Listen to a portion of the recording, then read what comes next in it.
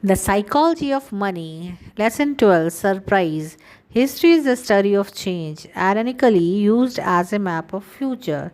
Stanford professor Scott Sagan once said something everyone who follows the economy or investment markets should hang on their wall. Things that have never happened before happen all the time. History is mostly the study of surprising events, but it is often used by investors and economists as an unassailable guide to the future. Do you see the irony? Do you see the problem? It is smart to have a deep appreciation for economic and investing history. History helps us calibrate our expectations, study where people tend to go wrong, and offers a rough guide of what tends to work, but it is not in any way a map of the future. A trap many investors fall into is what I call historians and prophets fallacy and over reliance on past data as a signal to future conditions in a field where innovation and change are lifeblood of progress. You can't blame investors for doing this. If you view investing as a hard science, history should be a perfect guide to the future. Geologists can look at a billion years of historical data and form models of how the earth behaves. So can meteorologists and doctors' kidney operates the same way in 2020 as they did in 1020. But investing is not a hard science. It is a massive group of people making imperfect decisions with limited information about things that will have a massive impact on their well being, which can make even smart people nervous, greedy, and paranoid. Richard Feynman, the great physicist, once said, imagine how much harder physics would be if electrons had feelings.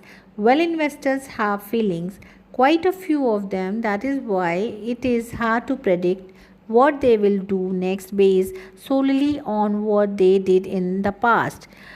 Cornerstone of economics is that things change over time because the invisible hand hates anything saying staying too good or too bad indefinitely. Investors Bill Boner once described how Mr. Market works.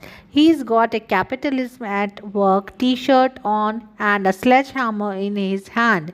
Few things stay the same for every long, which means we can't treat historians as prophets. The most important driver of anything tied to money is the stories people tell themselves and the preferences they have for goods and services. Those things don't tend to sit still, they change with culture and generation. They are always changing and always will. The mental trick we play on ourselves here is an over admiration of people who have been there, done that. When it comes to money, experiencing specific events does not necessarily qualify you to know what will happen next. In fact, it really does because experience leads to overconfidence more than forecasting ability. Investor Michael Batnick once explained this well, confronted with the argument that few investors are prepared for rising interest rates because they have never experienced them. The last big periods of rising interest rates occurred almost 40 years ago. He argued that it didn't matter because experiencing or even studying what happened in the past might not serve as many guide to what will happen when rates rise in the future. So what? Will the current rate hike look like the last one or the one before that? Will different asset classes behave similarly the same or the exact opposite? On the one hand, people that have been investing through the events of 1987, 2000, and 2008 have experienced a lot of different market. On the other hand, isn't it possible that this experience can lead to overconfidence, failing to admit you are wrong, anchoring to previous outcomes? Two dangerous things happen when you are relied too heavily on investment history as a guide to what's going to happen next. Number one, you will likely miss the outlier events that move the needle the most. The most important events in the historical data are the big outliers, the records breaking events. They are what move the needle in the economy and the stock market, the Great Depression, World War II, the dot com bubble, September 11, the housing crash of the mid 2000s. A handful of outliers events play an enormous role because they influence so many unrelated events in their wake. 15th billion people were born in the 19th and 20th centuries. But try to imagine how different and globally economy and the whole world would be today if just seven of them never existed. Adolf Hitler, Joseph Stalin, Mao Zedong, Gavrilo Princip, the Thomas Edison, Bill Gates, Martin Luther King. I'm not even sure that is the most meaningful list, but almost everything about the world today, from border to technology to social norms, would be different if these seven people hadn't left their mark. Another way to put this is 0.00000004% of people were reasonable responsible for perhaps the majority of world's direction over the last century. The same goes for projects, innovation, and events. Imagine the last century without the Great Depression, World War II, the Manhattan Project, vaccine, antibiotics, ARPANET, September 11, the fall of the Soviet Union. How many projects and events occurred in the 20th century? Billions, trillions, who knows? But those eight alone impacted the world order upon orders of magnitude more than others. The thing that makes tail events easy to underappreciate is how easy it is to underestimate how things compound. How, for example, 9/11 prompted the Federal Reserve to cut the interest rate, which helped drive the housing bubble, which led to the financial crisis, which led to a poor jobs market, which led tens of millions to seek a college education, which led to $1.6 trillion in student loans with a 10.8% default rate. It is not intuitive to link 19 hijackers to the current weight of student loans, but that is what happens in a world driven by a few outlier tail events. The majority of what is happening at any given moment in the global economy can be tied back up to a handful of past events that were nearly impossible to predict. The most common plot of economic history is the role of surprises. The reason surprises occurs is not because our models are wrong or our intelligence is low. It is because the odds that Adolf Hitler's parents argued on the evening 9 months before he was born were the same as them conceiving a child. Technology is hard to predict because Bill Gates may have died from polio if John Salk got cranky and gave up on his quest to find a vaccine. The reason we couldn't predict the student loan growth is because an airport security guard may have confiscated a hijacker's knife on 9/11. That is all there is to it. The problem is that we often use events like the Great Depression and World War II to guide our views of things like worst case scenario when thinking about future investment returns, but those record setting events had no precedent when they occurred. So the forecaster who assumes the worst and the best events of the past will match the worst and the best events of the future is not following history. They are accidentally assuming that the history of unprecedented events does not apply to the future. Nassim Taleb writes in this book, Fooled by Randomness. In Pharaonic Egypt, scribes tracked the higher water mark of the Nile and used it as an estimate for a future worst case scenario. The same can be seen in the Fukushima nuclear reactor, which experienced a catastrophic failure in 2011 when a tsunami struck. It had been built to withstand the worst past historical earthquake, with the builders not imagining much worse and not thinking that the worst past event had to be a surprise as it had no precedent. This is not a failure of analysis, it is a failure of imagination. Realizing the future might not look anything like the past is a special kind of a skill that is not generally looked highly upon the financial forecasting community. At a 2017 dinner I attended in New York, Daniel Goleman was asked how investors should respond when our forecasts are wrong. He said, whenever we are surprised by something, even if we admit that we made a mistake, we say, oh, I will never make that mistake again. But in fact, what you should learn when you make a mistake because you did not anticipate something is that the word is difficult to anticipate. This is the correct lesson to learn from surprise, that the word is surprising. The correct lesson to learn from surprises is that the word is surprising. Not that we should use past surprises as a guide to future boundaries, that we should use past surprises as an admission that we have no idea what might happen next. The most important economic events of the future, things that will move the needle the most, are things that history gives us little to no guide about. They will be unprecedented events. Their unprecedented nature means we won't be prepared for them, which is part of what makes them so impactful. This is true for both scary events like recession and wars and great events like innovation. I am confident in that prediction because surprises moving the needle the most is the one forecast that has been accurate at virtually every point in history.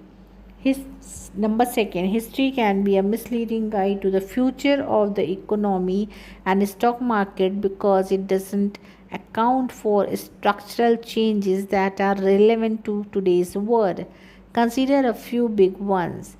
The 401k is 42 years old.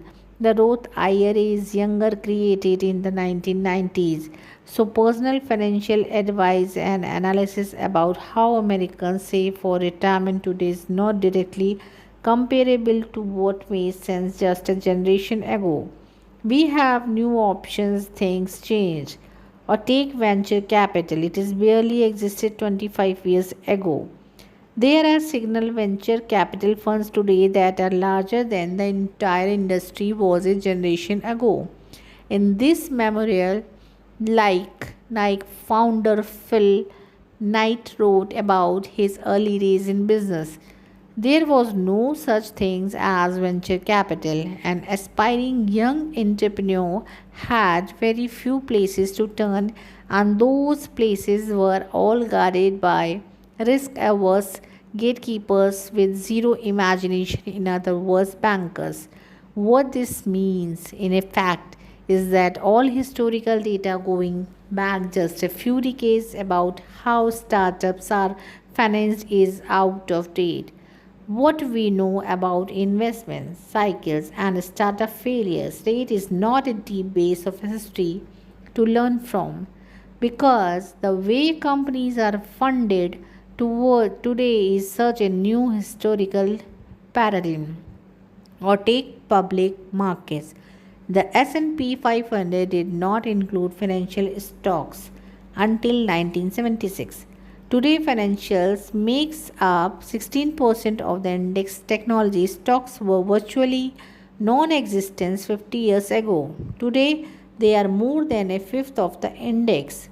Accounting rules have changed over time. So have disclosure, auditing, and the amount of market liquidity. Things change.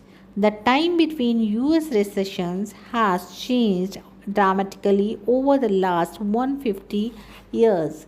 The average time between recessions has grown from about 2 years in the late 1800s to 5 years in the early 20th century to 8 years over the last half century. As I write this, it looked like we are going into recession. 12 years since the last recession began in December 2007. That is the longest gap between recessions since before the Civil War. There are plenty of theories on why recessions have become less frequent. One is that the Fed is better at managing the business cycle or at least extended it. Another is that heavy industry is more prone to bloom and burst overproduction than the services industries that dominated the last 50 years. The pessimistic view is that we now have fewer recessions, but when they occur, they are more powerful than before. For our arguments, it doesn't particularly matter who caused the change. What matters is that things clearly change. To show how this historic change should affect investing decisions, consider the work of a man many believe to be one of the greatest investments minds of all time. Benjamin Graham. Graham's classic book, The Intelligent Investor, is more than theory. It gives a practical direction like formulas investors can use to make smart investing decisions. I read Graham's book when I was a teenager.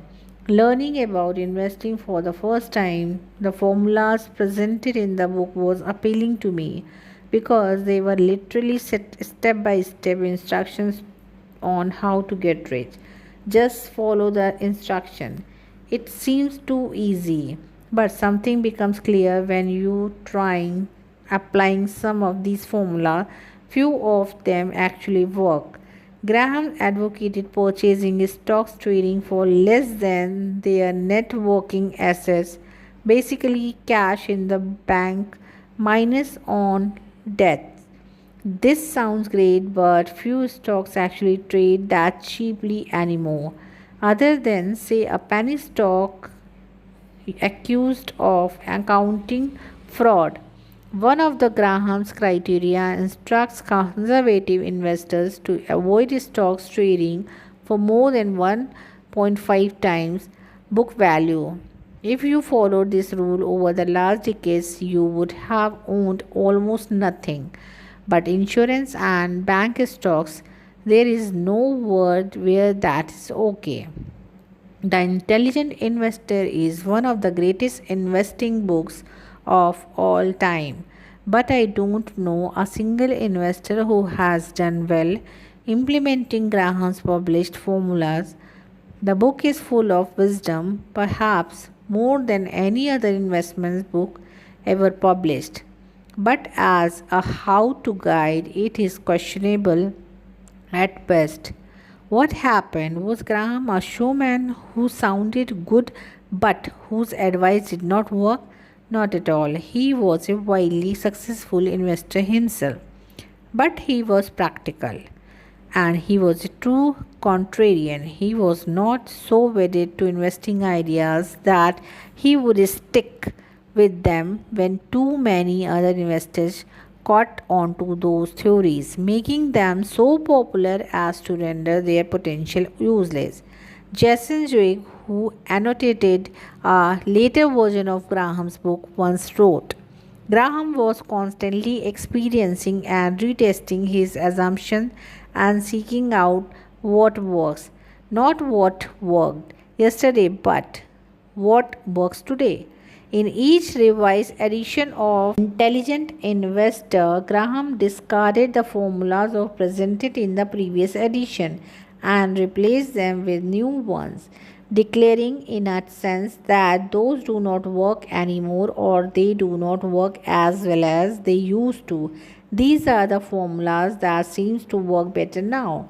One of the common criticisms made of Graham's is that all the formulas in 1972 edition are antiquated.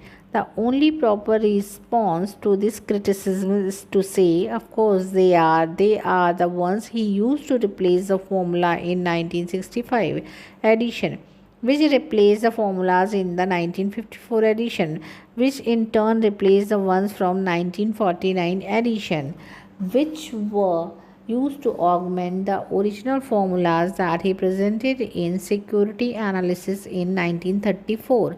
Graham died in 1976. If the formulas he advocated were discarded and updated 5 times between 1934 and 1972, how relevant do you think they are in 2020 or will be in 2050? Just before he died, Graham was asked whether detailed analysis of individual stock, a tactic he became famous for, remained a strategy he favored. He answered, in general, no, I am no longer an advocate of elaborate techniques of security analysis in order to find superior value opportunities. This was a rewarding activities say 40 years ago when our textbook was first published, but the situation has changed a great deal since then. What changed was competition grew as opportunities became well known. Technology made information more accessible, and industries changed as the economy shifted from industrial to technology sectors, which have different business cycles and capital uses. Things change. An interesting quick of investing in history is that the further back you look, the more likely you are to be examining a word that no longer applies to today. Many investors and economists take comfort in knowing their forecasts are backed up by decades, even centuries of data. But since economies evolve, recent history is often the best guide to the future because it is more likely to include important conditions that are relevant to the future. There is a common phrase in investing, usually used mockingly, that it is different this time. If you need to reboot, someone who's predicting the future won't perfectly mirror the past. Say, oh, so you think it is different this time, and drop the mic. It comes from investor John Templeton. View that the four most dangerous words in investing are it is different this time. Templeton, though, admitted that it is different at least 20% of the time.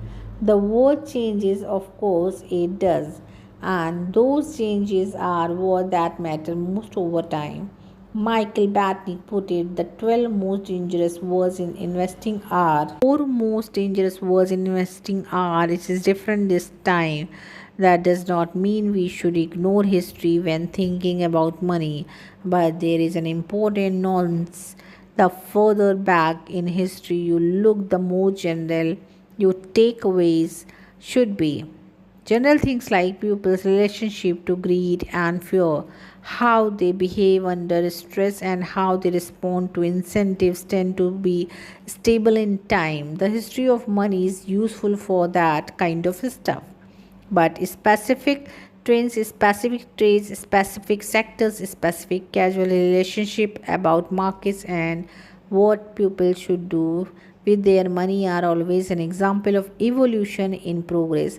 Historians are not prophets. The question then is how should we think about the plan and for the future? Let's take a look in the next chapter.